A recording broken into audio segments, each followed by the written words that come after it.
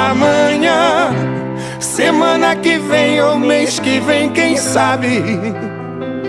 Voltando aqui à quarta parte da história de Rick e Renner. A divulgação oficial da separação foi feita no dia 1º de janeiro de 2011, no último show da dupla, que aconteceu em Gaspar, Santa Catarina. Após o lançamento do 21º álbum de carreira e depois de 22 anos de parceria, separaram-se, uma das duplas mais queridas da música sertaneja. Poucos dias após o anúncio do fim da dupla, Rick adotou o nome artístico de Rick Solo.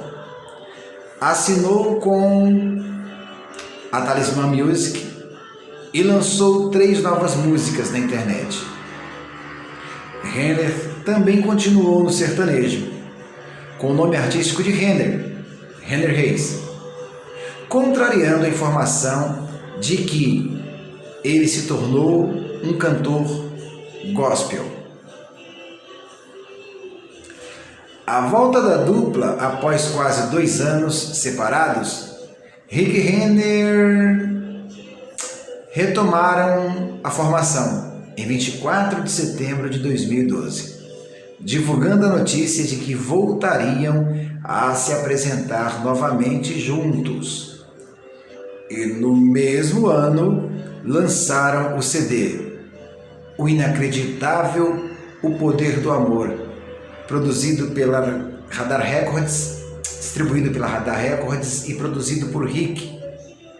No dia 20 de fevereiro de 2013, aconteceu a gravação do 3º DVD de carreira da dupla, na casa de shows Via Marquês, em São Paulo. O projeto contou com a participação especial de Eduardo Costa, Rio Negro e Solimões, Léo Maia e do cantor Pablo.